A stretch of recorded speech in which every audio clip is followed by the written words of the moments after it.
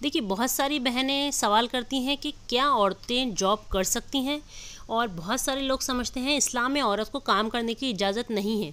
तो देखिए, ऐसा बिल्कुल भी नहीं है। Women are allowed to work and her career in Islam.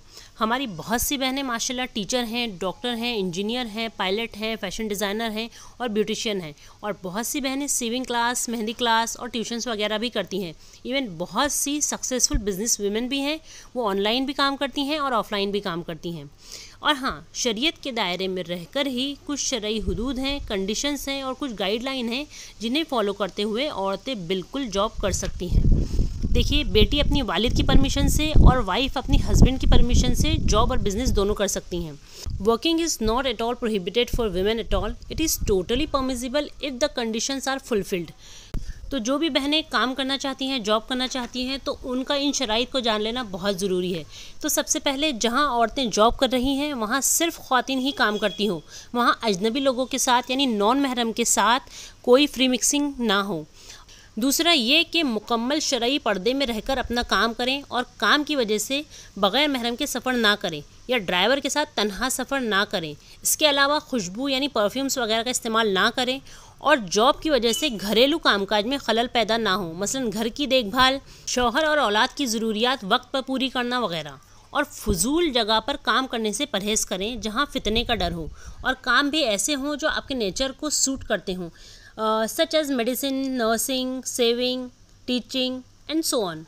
If these conditions are met in your work, then there is nothing wrong you doing it, इंशाल्लाह।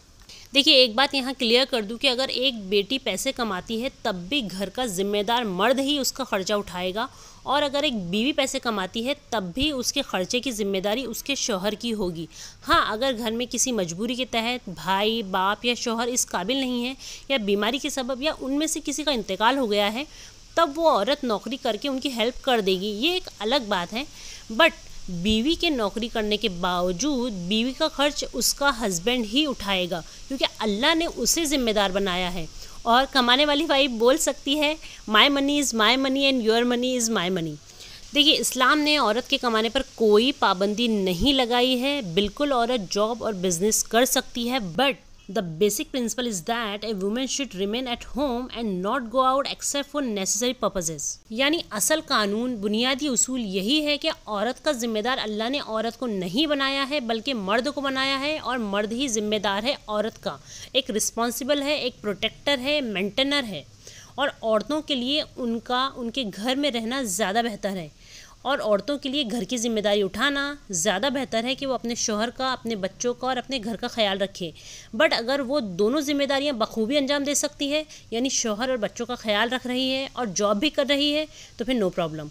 औरतें बिल्कुल शरई हुदूद में रहकर जॉब कर सकती हैं, फिर कोई रेस्ट्रिक्शन नहीं है।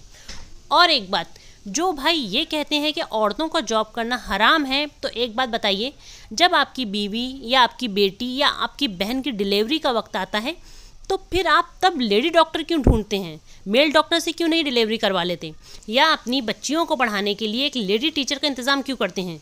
देखिए मेरे भाई, किसी भी काम को डायरेक्टली हराम और हलाल का लेबल नहीं लगाना चाहिए, ख़ासकर तब जब इस्लाम ने उसकी इजाज़त दे रखी हो। और औरतों का इस्लाम में जॉब करना जायज़ है। It is not forbidden. If it is not forbidden, इसका मतलब है इट इज़ अलाउड।